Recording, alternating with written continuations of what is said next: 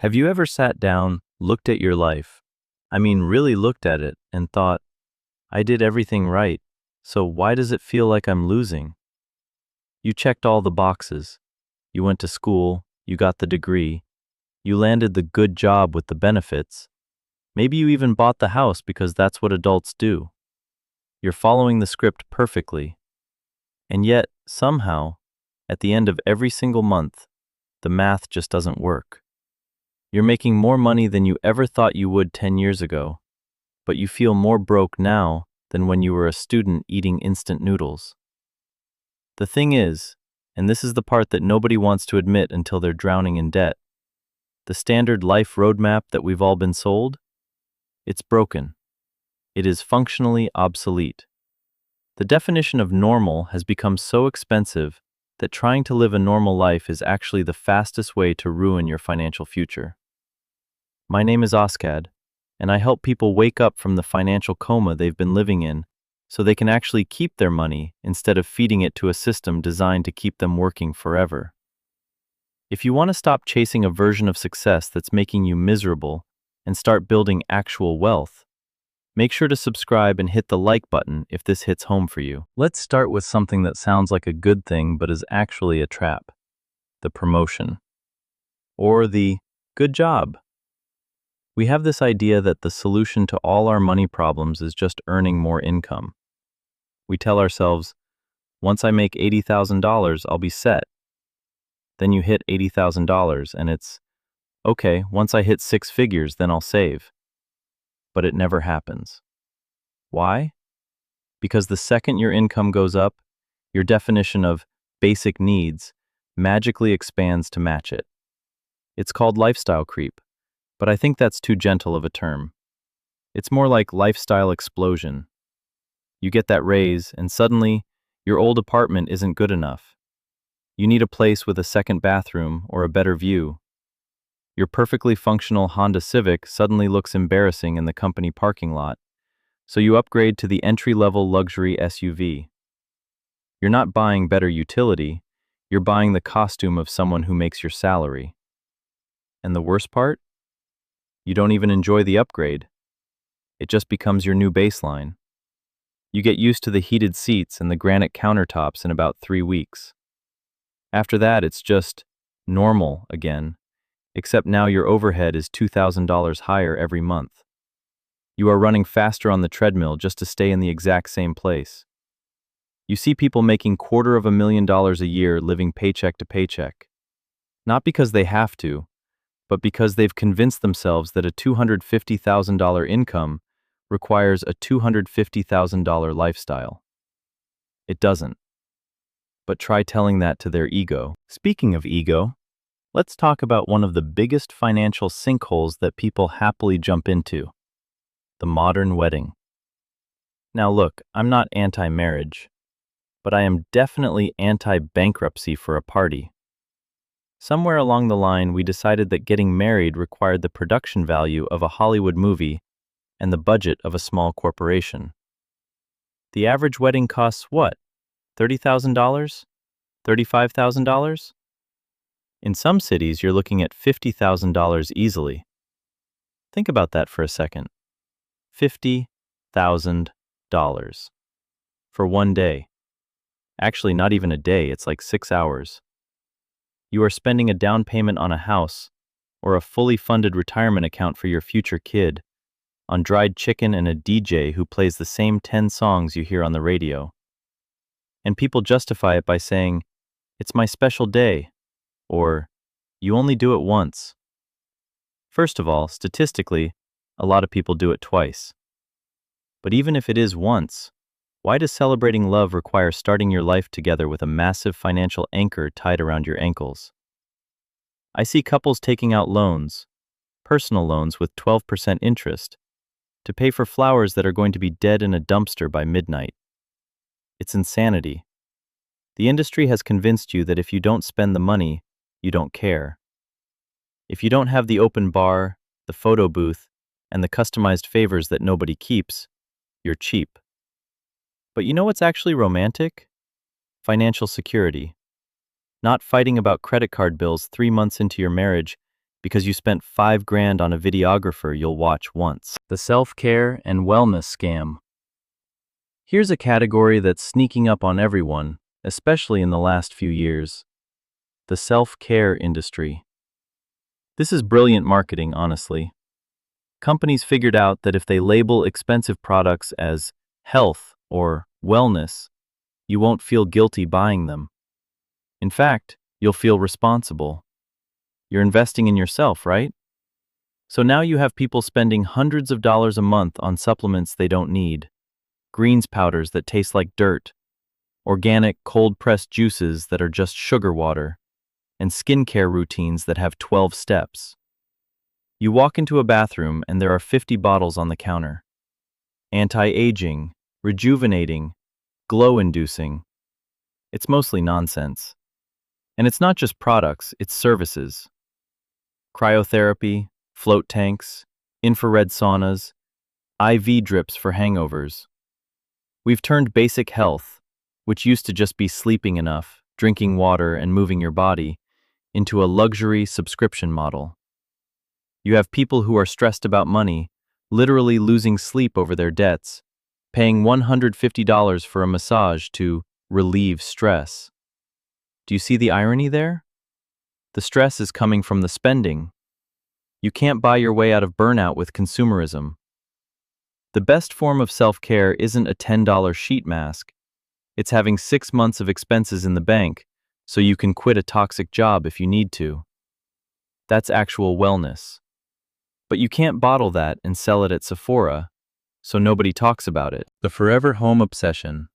Okay, this one is going to make people angry, but we have to address the elephant in the room: home ownership. Specifically, the obsession with buying too much house. We have been brainwashed to believe that renting is throwing money away, and buying is always, 100% of the time, the smartest financial move. So what happens? People rush to buy a house before they're financially ready, and they buy the absolute maximum the bank will lend them. They scrape together a 3% down payment, drain their savings, and sign a 30-year contract. And then reality hits. They didn't calculate the property taxes increasing. They didn't factor in the insurance premiums doubling. They forgot that when the furnace blows up in February, there is no landlord to call. That's $8,000 out of your pocket right now. I call these people house poor. They live in a beautiful 4-bedroom home in the suburbs, but they have zero furniture in the guest rooms because they can't afford it. They sit in their empty, appreciating asset eating peanut butter because the mortgage eats 50% of their take-home pay. And for what? To impress who? Half the time, people buy these massive houses because they imagine hosting Thanksgiving or having huge parties. And they do it maybe once a year. The other 364 days, they're heating and cooling empty rooms they never walk into. There is nothing wrong with renting. Rent is not throwing money away. Rent is buying patience. It's buying flexibility. It's a maximum monthly cost, whereas a mortgage is a minimum monthly cost. If you buy a house to live in, it's a liability that you hope becomes an asset later. If you treat it like a piggy bank, you're going to be shocked when you realize how much interest and maintenance ate into your profits. The convenience tax. Then there is the sheer cost of laziness. We have monetized our own incompetence. We call it convenience, but really it's just paying other people to do basic life tasks because we're too busy. I'm talking about delivery apps. Uber Eats, DoorDash, Instacart. Look at your bank statement. Really look at it. You are paying a delivery fee, a service fee, a small order fee, and a tip, plus the marked up menu prices. A $12 burrito costs you $28 by the time it gets to your door, cold and soggy. We've normalized paying a 100% premium on food just so we don't have to put on pants and drive 5 minutes. And the excuse is always, I value my time. Okay, really? You value your time at $50 an hour? Because unless you were using that 20 minutes you saved to day trade stocks or run a business, you didn't save anything. You sat on the couch and scrolled TikTok while someone else drove your food to you. That's not optimizing your time. That's lighting money on fire. It's the same with pre-cut vegetables, subscription boxes for clothes, dog walkers when you work from home.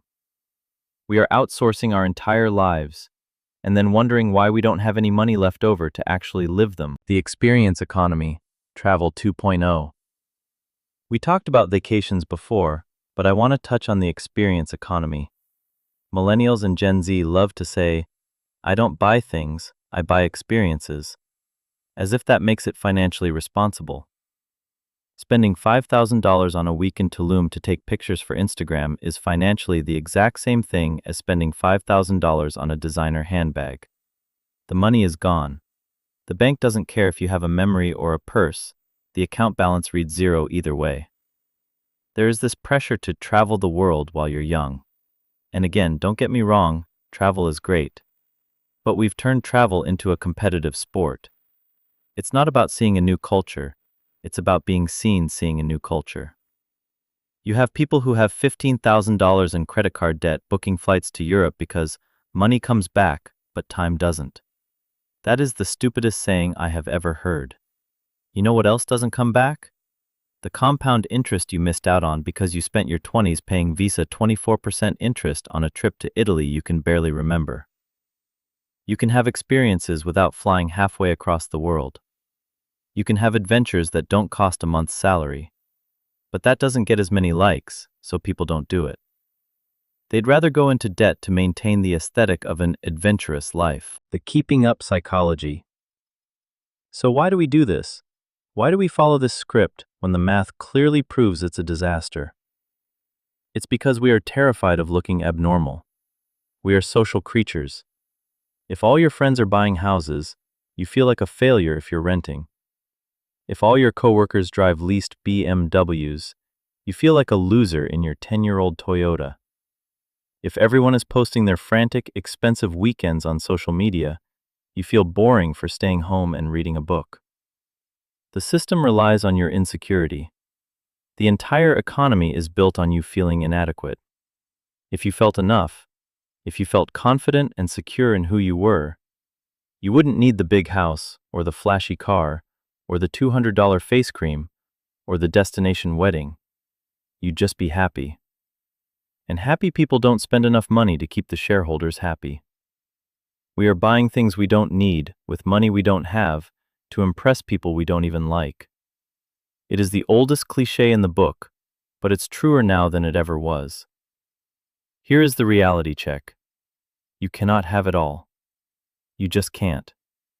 Not unless you're making top 1% money, and even then it's easy to blow it. For the rest of us, the normal life script is a recipe for permanent stress. It's a recipe for working until you're 75 because you spent your prime earning years paying for a lifestyle you couldn't actually afford. You have to be willing to look weird. You have to be the person who brings a packed lunch to work. You have to be the person who drives the ugly car. You have to be the person who says no to the expensive dinner or the bachelor party in Vegas. And yeah, people might judge you. They might think you're cheap. They might think you're struggling. Let them. Let them think whatever they want while they drive their financed cars to jobs they hate to pay off credit cards that are maxed out. Because in 10 years, when you have a fully funded emergency fund, a paid-off home, and investments that are compounding in your sleep, you won't care what they thought. You'll be free. And they'll still be chasing normal. So stop looking at what everyone else is doing. Their math doesn't work. Rewrite the script for yourself.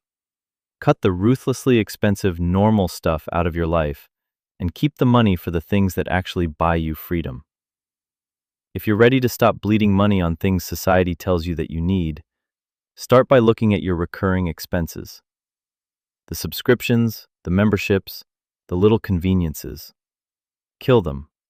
All of them. See how much peace of mind you can buy with that extra cash flow. I bet it's worth a lot more than a lukewarm delivery burrito. Thanks for watching, and I'll see you in the next one.